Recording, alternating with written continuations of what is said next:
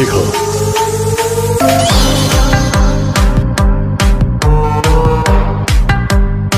Sword art online 2 episode 15 की शुरुआत में हमें किरीतो के घर को दिखाया जाता है और किरीतो के घर में किरीतो और उसकी बहन मिलके खाना खा रहे थे और तभी किरीतो की बहन किरीतो को एक ऑनलाइन आर्टिकल दिखाती है जहाँ पे एक्सकैलिबर के बारे में कुछ लिखा रहता है और किरीतो काफी ज्यादा हैरान होकर कहता है क्या एक्सकैलिबर को किसी ने ढूंढ लिया है। मैंने सोचा था कि एक्सकैलिबर को मैं ढूंढूंगा और मेरे पास रहेगी एक्सकैलिबर। और मैं आप लोग को बता दूं कि एक्सकैलिबर एक होली स्वॉर्ड है एल्फिम ऑनलाइन गेम की। तभी किरीतो की बहन किरीतो से कहती है उस स्वॉर्ड को भी बस ढूंढा गया है, किसी ने अपने लिए उस स्वॉर्ड को नहीं ले लिया है। फिर किरीतो बताता है कि उसने एक मॉन्स्टर की मदद की थी और बदले में वो मॉन्स्टर किरीतो की भी मदद करेगा क्योंकि जहाँ पे एक्सकैलिबर है वहाँ तक कोई जा नहीं सकता उड़ के। और किरीतो ने जिस मॉन्स्टर की मदद की थी वो मॉन्स्टर उड़ सकता है और वही किरीतो और उसके दोस्तों को वहाँ तक पहुँचाएगा जहाँ पे एक्सकैलिबर है। उसके बाद हम लोग को एक्सकैलिबर को दिखाया जाता है, वो भी पहली बार। और मैं आप लोग को बता दूं उस मॉन्स्टर का नाम है तुनकी। फिर किरीतो कहता है कि तुनकी कम से कम 7 लोग को राइड तो दे ही सकता है अपने ऊपर। और किरीतो की टीम में से सिर्फ 6 लोग थे। तभी किरीतो की बहन सुगु कहती है कि हम लोग सिनोन को भी ले सकते हैं अपनी टीम में। तभी किरीतो कहता है ठीक है, ये फाइनल रहा। फिर सीन कट होता हमें दिखाया जाता है कि क्लैन कह रहा रहता है किरीतो से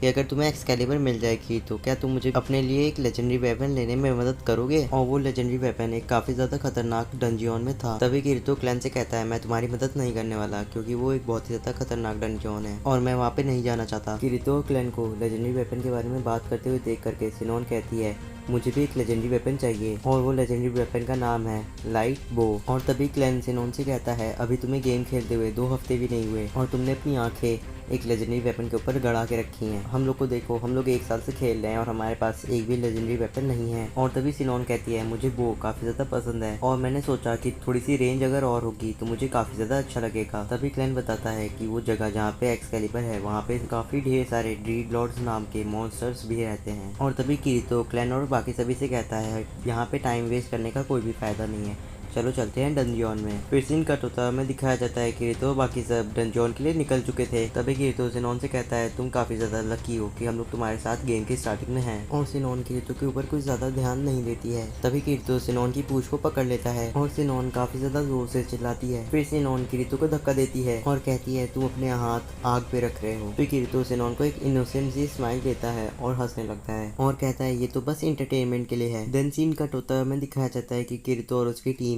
पहुंच चुकी थी टोनकी के पास और फिर किरीतो बाकी सब टोनकी के ऊपर बैठ जाते हैं और फिर वहां से जाने लगते हैं हैंगिंग डंजियन के पास जाने के लिए जहाँ पे एक्सकैलिबर है। और तभी किरीतो के पीछे से एक एनपीसी आ जाती है जो कि एक्सकैलिबर को रिवॉर्ड की तरह में सबको दे रही है जो भी उस क्वेस्ट को कंप्लीट करेगा। फिर यूई किरीतो से कहती है ये एक एनपीसी तो है पर ये कुछ यूई की तरह एक आर्टिफिशियल इंटेलिजेंस है। और तभी वो आर्टिफिशियल इंटेलिजेंस बताती है कि वो लोग जिस लेक में रहते थे वहाँ का सब कुछ तबाह हो चुका है। जब एक्सकैलिबर उस लेक के अंदर गिरी जहाँ पे वो लोग रहते थे तो उसने वर्ल्ड ट्री की जड़ों को काट दिया जिसकी वजह से वर्ल्ड ट्री वहाँ से कट गया और वर्ल्ड ट्री की ब्लेसिंग्स वहाँ से चली गई। और जहाँ पे उनका घर और फॉरेस्ट रहा करता था वो जगह जायंट किंग थायरिम का कासल बन गया। और तभी लिज कहती है जो भी इस क्वेस्ट को कंप्लीट करेगा उसे होली स्वॉर्ड एक्सकैलिबर रिवॉर्ड की तरह दी जाएगी। देन वो एआई एनपीसी कहती है हाँ हमारे पास और कोई चारा भी नहीं है। और एपिसोड की लास्ट में किरीतो कहता है चलो चलें। और मेरी इतनी मेहनत के लिए चैनल को सब्सक्राइब करना तो बनता है। मिलते हैं आपसे अगले एपिसोड में।